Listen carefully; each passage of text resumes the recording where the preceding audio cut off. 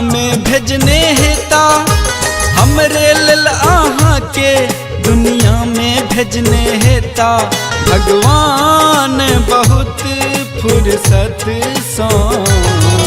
आहा के बनौने हेता भगवान बहुत फुर्सत सो आहा के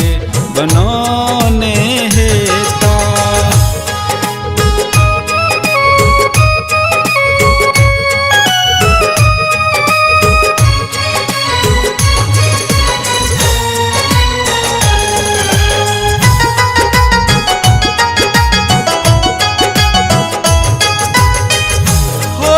अहाँ का जना भर का किरण ये आँख में प्रेमक बसल ये दुनिया ये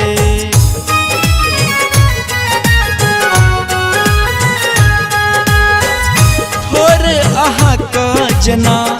भर का किरण ये आँख में प्रेमक बसल ये दुनिया ये बिंदिया लगैया एना जेना चांद सजौने हेता बिंदिया लगैया एना जेना चांद सजौने हेता भगवान बहुत फुर्सत सो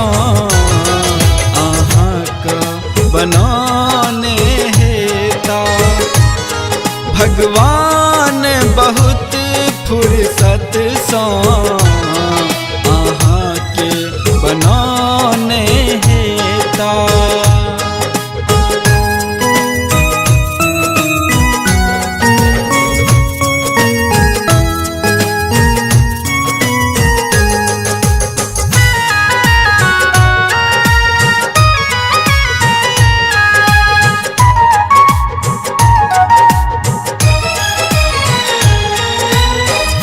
ककरो ईमान छल नहीं ओकरा बस में 16 सिंगार केलौं 16 बरस में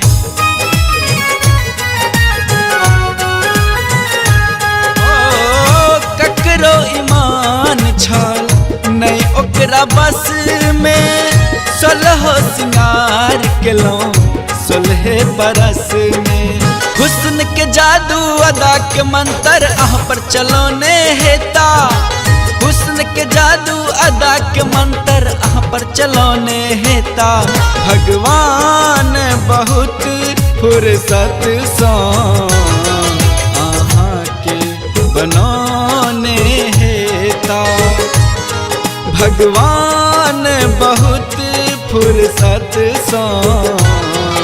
आहा के बनौने हेता हमरे लेल आहा के दुनिया में भेजने हेता हमरे लेल आहा के दुनिया में भेजने हेता भगवान बहुत फुर्सत सो आहा के बनौने हेता भगवान बहुत फुर्सत सो आहा के बनौने हेता। Presenting by Shyama music Benipur Darbhanga.